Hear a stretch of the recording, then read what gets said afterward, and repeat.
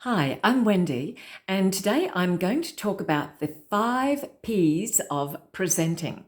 So, if you are someone who needs to do presentations at work or you need to make public speeches, then you'll want to listen up.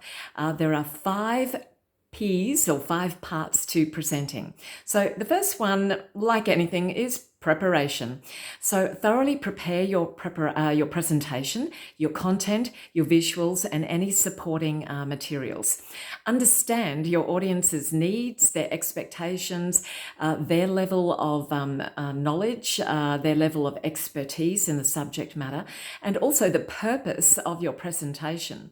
This step includes research on the topic, organizing, gathering your ideas, and creating a very clear structure for your presentation. The next thing is to practice, practice, practice. I've said this before, and I've said about preparation before, but practice is absolutely essential. So practice your presentation multiple times. You can do it in front of a mirror. I think it's a great idea. Do what I'm doing now. Record yourself, and look back on that if you can.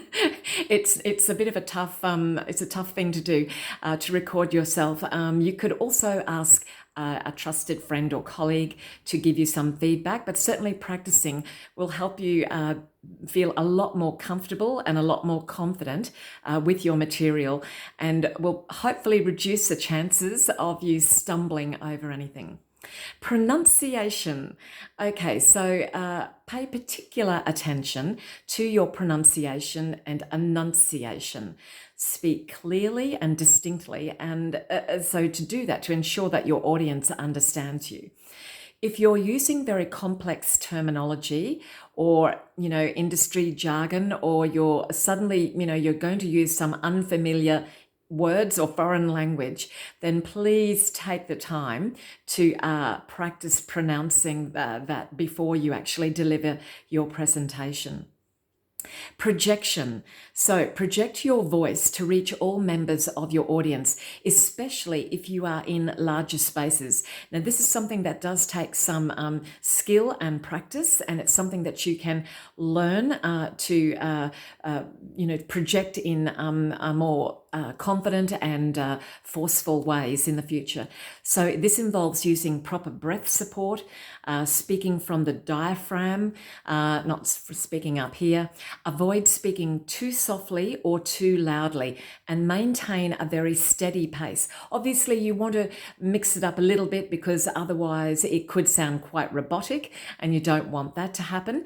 But you don't want to be suddenly speaking, at 100 miles an hour, and then going back to, sort of speaking very, very quietly and slowly. So try to maintain a fairly even pace with it. And your presence. So this goes back to talking about body language, how you present yourself, how you your personal image and your style. And this will say a lot about your confidence, and also how the audience will perceive you and the confidence they will have in you as well. Maintain appropriate, respectful, positive eye contact, eye gaze with your audience. Use natural gestures to emphasize key points, but you can sometimes use dramatic gestures to drive home an important point as well.